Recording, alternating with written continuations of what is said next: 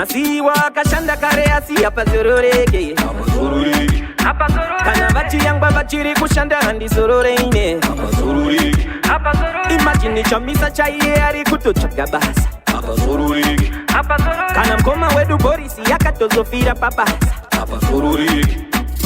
Makore anofamba, only yesterday ndakanga ndiri kamba. Vanhu vachingondi chamba, ndichizama zvinhu zvisingambofamba. And we're back at it. Again. It's your boy, Comrade Rasta. Again with another Gin and Jew podcast. I'm slightly drunk. So you're in the right spirit for this podcast. You know it. You know it. And again, we've got Mr. Charles Glass here. By the way, Delta, we really need that sponsorship now. Like at this point, may that sponsorship come sooner rather than later. I'm too toxic for sponsorship. Hey, you never know. It's alcohol. So they might have a high tolerance. Okay. My name is Valentine Rice, and I'm your co-host on this Gin and Jew podcast. Glad to be here. Illuminators, he who enlightens. Enlightenment will only be gifted to those who bring their own candles. But my government name is Dalitso N. Apparently, he wants people to know their savior. Yes. Men have been coerced by the female imperative to believe that they must be weak in order to be strong. No. I have come to lift the veil from your eyes. And as always, I'm still like Batman, man. I'll save you, but you won't know who the fuck I am. That's good. So there's a book that I'll start by saying this. That the Comrade Rasta has worked extremely hard to unplug me from the matrix. It is dirty work, but it is honorable work.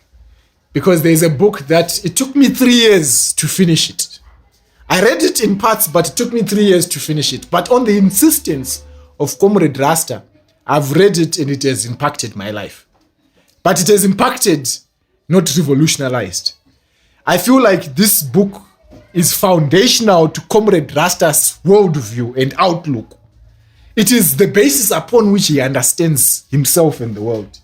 So today we are going to talk about this book. But first, am I correct in talking about how important this book is to you, Comrade Rasta? I'm saved. I'm saved.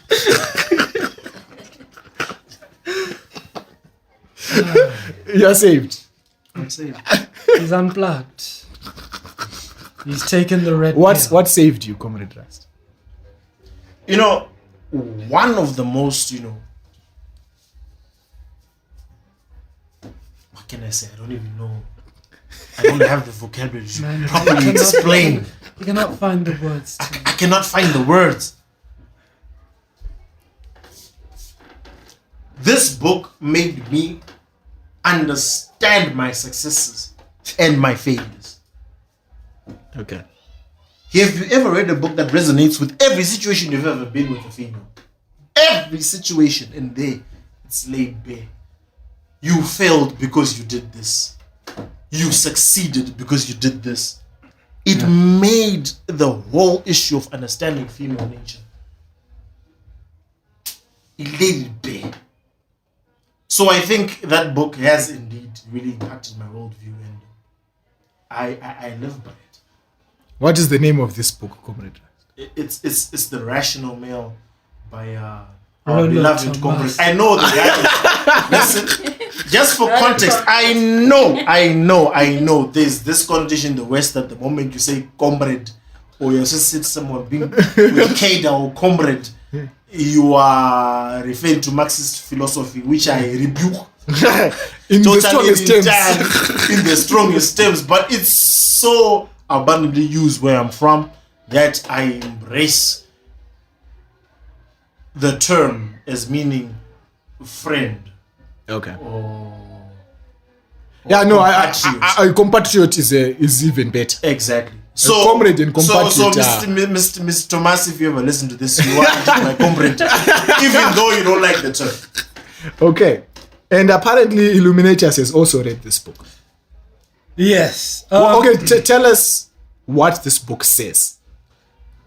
It tells you that we live in a generation where boys are being raised to be girls, and where girls don't identify such boys as alpha, and where these boys still assume they can get girls on the pretense of being what they think girls want. Alright, call me misogynistic, call me toxic masculinity, call me whatever politically correct category you want. Wait, I just want to put an within my insert. observations and experiences, a social experiment, dear audience. Go ask a girl the type of person she wants, become that person, come back to me personally and tell me if she still wants you.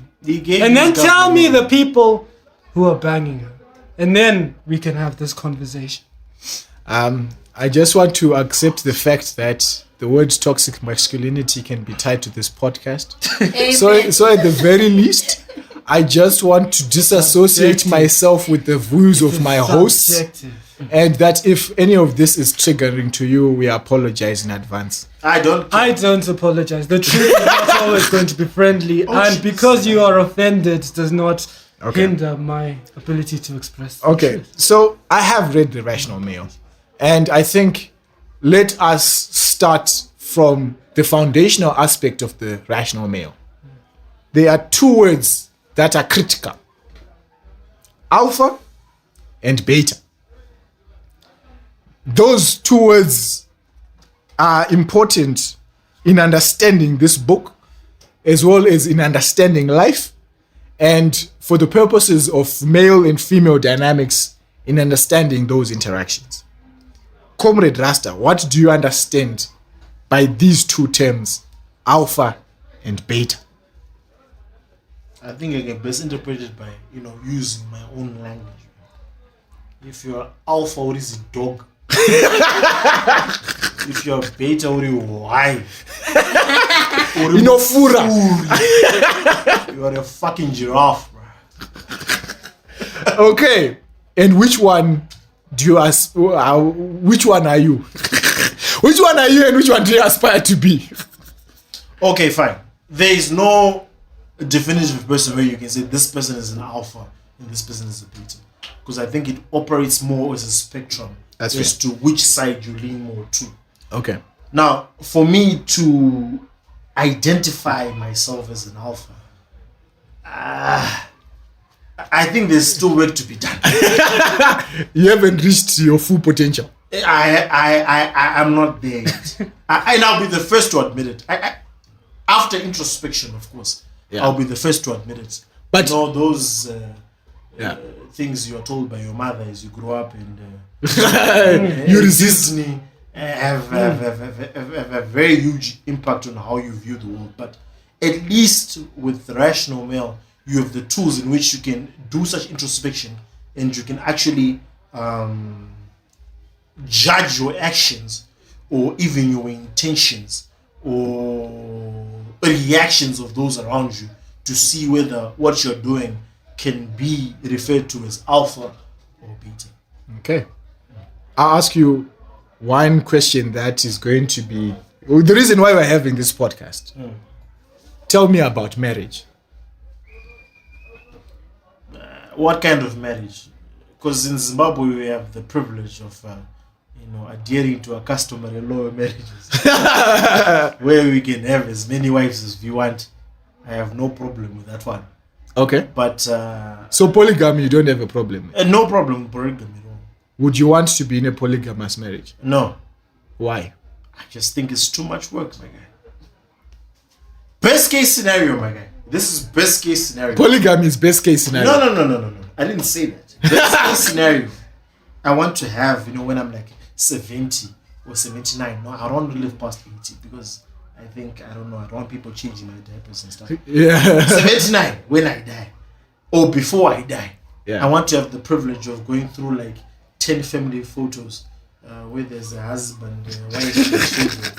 And I can spot my own progeny from those photos. Okay, that's my kid. That's my kid. And that's my kid. And that's my kid. That would be, in my opinion, the best case scenario, should I really push this as far as I want to push it? Well, how do you feel about that? I feel like it's okay for two people to come together and agree to be exclusive in their sexual relations, or agree to start a family where they recreate little versions of humans and raise them in that household. However, think to it, marriage as an institution did not always exist, all right? It started because individuals who were primitive were now having so many children that they could not divide the land amongst them at a reasonable rate. So they said, no, we have to satisfy households to ensure we can divide land on a reasonable scale.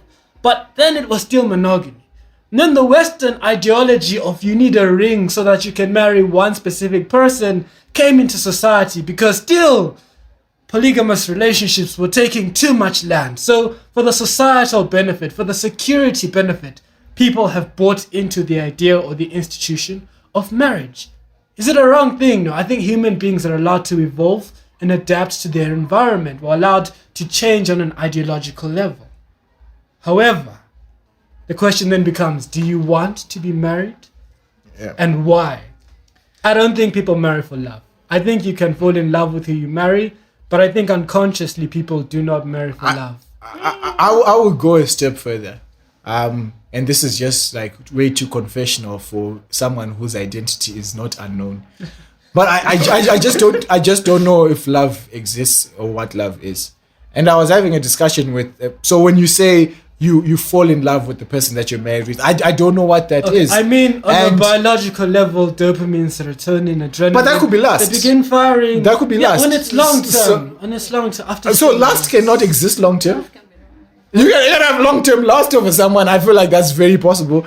For example, okay, Megan, good. I lust over you. Sorry to bring you back. You did say that you don't know what love is, right? Yeah.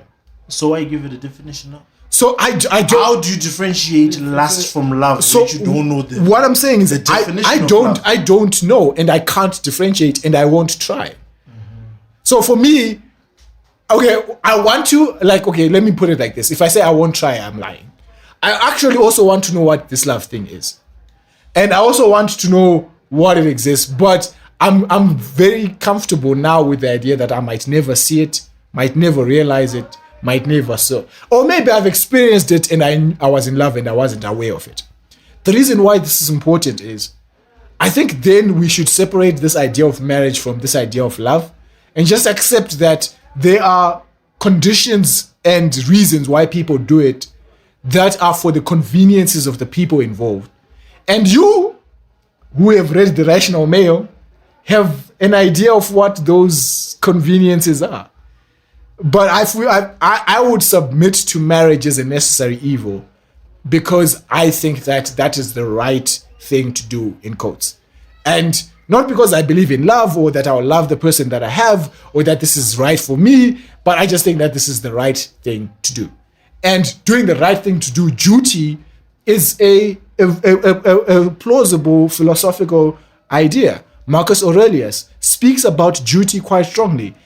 Marriage as a duty is an idea that I subscribe to, but not necessarily something that is fun or to my benefit. A duty to who exactly? A duty to right.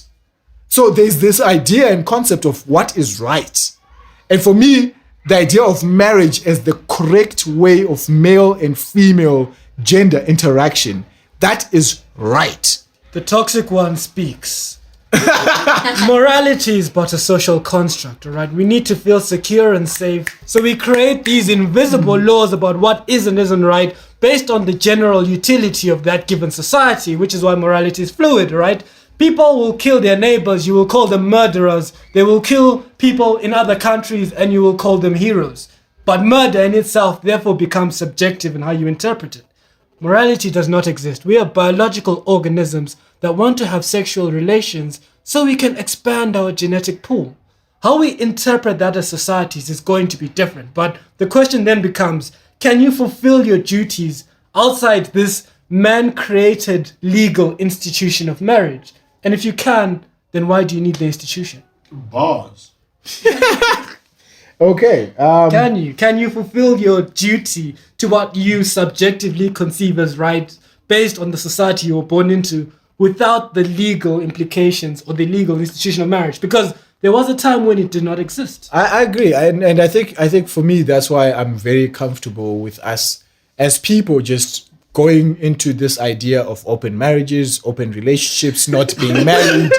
I feel like that's why I'm now okay with the idea of us doing that. Mr. Pinkett Smith, sorry. I did, yeah. But okay, let's talk about. No, but Valentine, did you really read the book? I did. So let me tell you. I said a very controversial statement, which was, I'm comfortable being beta. There's a girl who I'm talking to in the WhatsApp DMs, and she said she doesn't feel like she can be attracted to the beta. I hope that you listen to this podcast and we can continue our conversations after. Part of that is when Comrade Rasta said, I am not completely alpha. I think when you read the book, you understand that you are not completely alpha. Boss. I think anyone who has read The Rational Male and done introspection can see that they aren't that idealized version of that guy, right? I think at some point we care too much about something to be as alpha and like completely, whether it's like women or ourselves or our ego or like convention, whatever it is that we care about, there are aspects of ourselves that are not alpha. I'm now at the point where I'm okay with being myself. And I would change the beta aspects of me if I want to. But if I find beta aspects of me existing and I'm okay with not changing them, then that's fine. Case in point, if I meet an alpha female who has genuine desire. Sacrilege. Sacrilege. What did you say? If I meet an alpha female who has genuine desire. I'm going to say such a thing does not exist. I think it does. It's okay. It's okay. We can shelve this for another podcast, but does not exist. I've said my piece. If I meet an alpha female. Jesus Christ. If I meet an alpha female and she wants a short-term entanglement with a beta man, she has genuine desire for me and I have genuine desire for her. I'm very comfortable with that. As long as desire is not negotiated, that's okay. Valentine, I'm afraid that the time you find this might be a female who's looking for marriage because she wants to ensure she can have children in a secure environment. Boss. But then see, the thing is, females will naturally drift towards alphas when they're still ripe on the sexual market, SMV, sexual market value. Sorry, beaters. But beaters will not drift towards beaters, not alphas, right? To alphas. Yeah, females will drift to alphas when their sexual market value is still high. Ladies, unfortunately, in as much as I don't want to discriminate against age, the biological clock is real. Your ability to reproduce based on your age is real. When you're in your late 30s or early 30s, and I'm in my early 30s, I have a bit of an advantage, not because of sociological programming, it's biology. However, this biology influences behavior. So chances are, as a beta, you're waiting for that lady who wants security of children to then be attracted to your beta qualities. But if you're still young and in the market, then I guess let me tell you the real reason why I don't subscribe to all of Rollo Tomassi's philosophy. I just think that he generalizes too much. So, for example, I'll tell you this. I think the fact that There's a chapter for that, my guy. I think for one, the fact that I don't have a desire to have children is an example that not all men are driven by the same desires. So that is one clear example of this thing that all men are supposed to have that I don't. Not supposed. Oh, so that all men have, in quotes, but I don't. There are situations as well, for example, this idea that an alpha female does not exist. It does not exist. I have met them. And because I've seen that lived experience, this is why when Illuminators speaks of all this sexual market value, women, they are young, I'll tell you this. I'm attracted to young and old women alike. And I can be attracted to people because of their mind without necessarily judging them on whether they are at 26 and at the prime of their life. So all I'm saying is a lot of the underlying assumptions that toxic masculinity I'm so glad I said that. word. Valentine, go to Instagram, press that discovery button, Allow him to finish. and Allow him count to finish. the women fully. Okay. Hailey Berry blew up Instagram the other time, and she's old. So all I'm saying is a lot of the underlying assumptions that the rational male makes are not absolute. They can happen in a good amount of cases, Okay, fine. possibly even in the I'm majority going to of ask you cases. this question. Yes. What's the oldest woman you fucked? Let's been with, and she was 8 years older than me. Chief, how old was she? When was this? I was 23. 23. So she was 31. Yeah. I don't have. So okay, so So by that very experience, you're saying that you've got the capacity. You were 23, you screwed a woman, or you were involved with. I was involved with a woman who was 31. Entanglement. Thank you. we were entangled. Yes. That's the basis upon which you say you find women of all ages sexually attractive. So I'm Okay, let's go to okay. 60. Okay, let me. How many hot 60-year-olds do you know? Allow us. Who have the capacity to inspire an erection? Hey, have you seen all of these women who are like these these black women that are 55 and Gabriella Union and all of these women? Help us. No, like which 60-year-old? I'm trying to point to you. Okay, so Hailey Berry is about 50 right now, right? Listen, Hailey Berry is about 50 right now, and I find that attractive. Listen to me. Yeah. I'm trying to point to you the fact that your sweeping statement about your capacity to fall in love with a woman of any age is a lie. I said Hailey Berry is about 50 and I find it attractive. Okay. So clearly, I can do above 50. Okay, because it's possible. Let's go to 70, chief. No, I don't. Valentine, you realize they don't. She won't stay at 55. But as you grow older, she'll also grow the book older. literally, you literally said early 30s, late 30s, for their a value man. is going. Yes, No, for a woman. Yes, for a woman. I don't agree with that. I don't agree with that. I don't agree with that. Who's more attractive? The Halle Berry who broke Instagram, as you have claimed, now in 2020, or Halle Berry in 2000? Who's more attractive? In fact, It can be similar. Halle Berry now or James Bond Halle Berry? Who's more It's attractive? possible they're the that same. scene which is coming out of the water, my guy. It inspired many sessions. Let me just No, so I think all I'm saying is No, you didn't answer the question, man. I find them okay. She when she was younger possibly more, but the degree the difference is not that significant. So to you me. agree that The difference is not that significant to me. Okay, fine. That's Let's just agree with you for argument's sake. yeah. Would you agree that she is depreciated by virtue of her age? Yeah, possibly, but it's not significant. No, listen, don't say possibly. I've asked whether you agree. Okay, yes. That's our point. No, my point, I am saying, and you agree with me that most 50-year-old women don't look like Halle Berry. no, but here's a question that I'll ask you: Hugh Hefner at 105 versus Hugh Hefner at 50. Of course, Hugh probably was more attractive at 50, right? And his appeal is going to depreciate by age. Everyone's appeal depreciates with age. Exactly. Everyone's appeal depreciates with age. It's true. So all I'm saying is as that a is man- that significant? as a man- and what I'm saying that significance is not there. That's all I'm saying. As a man at 37, you're at your peak. As a woman at 37, you. I just don't. How low as low as guys. We all, like I went to varsity, bro. I don't know. Yeah. Like we all know this for a fucking fact, right? Chicks our age, you may date a woman that's in your year, but that I'm you're playing fucking games with yourself. That's a fact. Because you would see a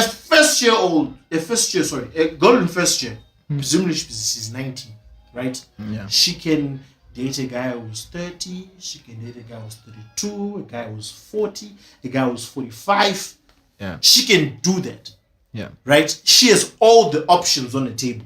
She can choose you, same person who's in her age, but she wait out. But she has options. But as a 19-year-old guy, do you really see, unless you're exceptional, right? Do you really see yourself as someone who's got options with a woman who's 20, 21, 22, 23, 24, 25, 26, 30. All I'm saying is, and I'll be blunt. Probably not. But this is why I disagree with the rational male. Listen. If it happens, and sometimes it has, then you should be okay with that. Let's not push for outliers here, Valentine. No, that's the point. Outliers exist what I'm all the saying, time. of course, he even acknowledges as much that there are some women who get into their 40s still looking hot. Yeah. But even those very women are not as hot as they used to be. Okay. That's a fact. So when we say a woman reaches a peak at a certain age, there is a point in a woman's age where she's got variety to choose from. You can find that she can get a guy who's 50 or a guy the same age or even a guy that's younger if she wants. Okay, so But her pick of the litter, as she gets older, becomes less. okay, so I agree that is what women are confronted with, and that part I completely agree. The reason why I Sorry. the reason Do why you agree with the fact that so I agree that women at certain ages You see, have the more problem options. Why I'm drawing you back is because you're trying to make qualifications on your points of view. Do you agree with what I've said? Yes. Thank you. I disagree, however, that the physical attraction is the only thing that is attractive. So just because a good amount of men do find physical attractiveness the only barometer which they're using, and that is why a woman has also more the choices. unconscious perception of your ability I just to don't create I just don't offspring. agree with it. I just don't agree with it. Look, unconsciously, a lot of men want children. And Yeah. at a certain age, biologically speaking, it's more difficult for a I woman agree. than a man to have children. Which is what this is the whole reason why I'm advocating. So I guess maybe this podcast episode is about why outliers are valuable. Outliers are valuable because there are men who don't want children. Outliers are valuable because there are older women who want Even younger if I men. don't want kids, I'm not fucking an 8-year-old. Period. The exceptions exist. So but outliers exist because That's just the point. outliers exist. If I've got the option between a 50-year-old and 25-year-old, I guarantee you, my guy, I'm splitting the 25-year-old. Okay, so I think And I must also challenge this notion that you have that because someone has got great capacity for poetry or music, as a man, you automatically find that person sexually I'll be attractive. I'll be blunt. Even though they look like shit. I'll be blunt. I can if a person looks like shit. So I think there's like a level of physical attractiveness that you need to have with a person, right? So let's say I'll say that number. Let's say it's a 6. If anything after 6, I can be drawn to something else. I can be drawn to your mind. I can be drawn to your poetry. I can be drawn to you because you are attracted to me. but she's a 6, I can. man. Yeah, that's my point. So you're already attracted on some level. Yes, You have placed that which is my boundary. point. But now you need that to be constant for you to find other aspects of yourself attractive. That's my point. So my point is the rational male looks at physical attractiveness as the If you're attracted to her mind, You are already metric. saying 6 is your baseline. she can be So an how then intellectual can you say or companion. dismiss physical attraction yet you've already given 6, not 5, not 4, 6 is your baseline for attraction? My point is I'm qualifying the rational male because it. So far, how often have you talked about anything else except physical attraction and children? That is only the thing that you've talked about. Our point You is haven't that considered you are everything agreeing- else. Listen, You haven't are considered agreeing- everything else. You are agreeing with Mr. Tomassi as long as you have given a baseline qualification for 6 All right. before you can be attracted to someone. Regardless of whether they can play the piano or they sing very well or they are good with babies or they are good gardeners, I don't know.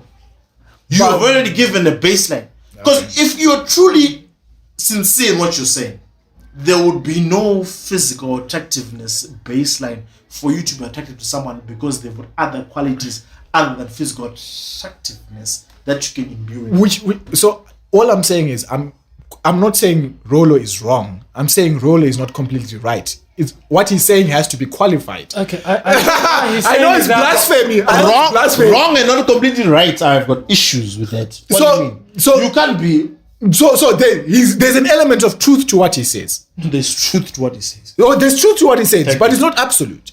So that's all I'm saying. So we're going to close up this podcast because The Rational Male is a 320-page book that needs to be completely digested. And this is the review. We haven't dissected the chapters yet. So it's a lot.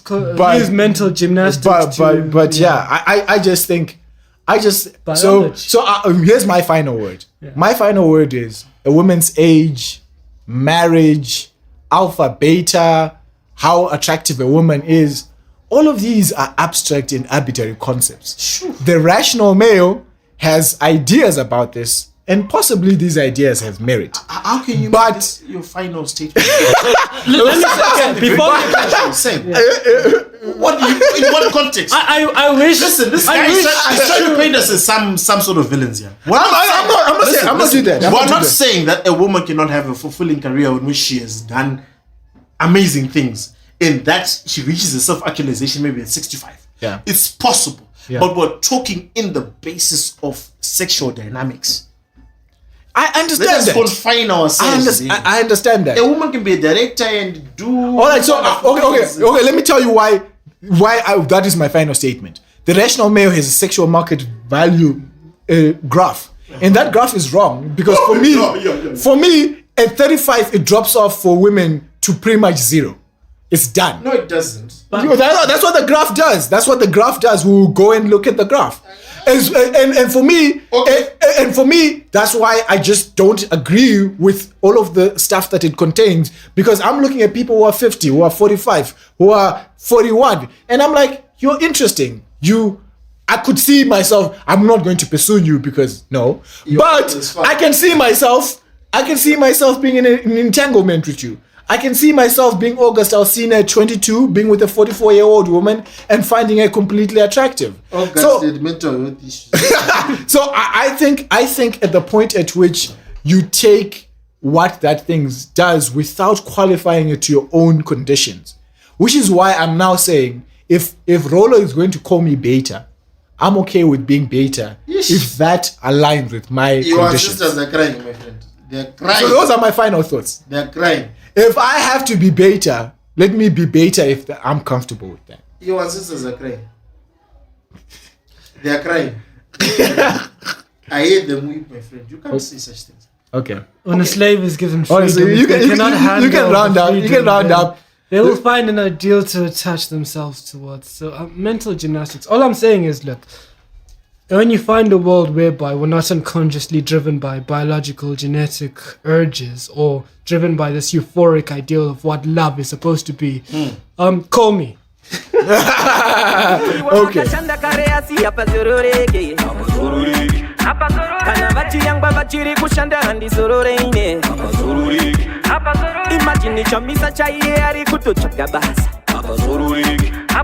Kana mkoma wedu borisi yakatozofira papasa apasororiki makore yano kamba only yesterday ndakanga ndiri kamba vanhu vachingondichamba ndichizama zvinhu zvisingambofamba.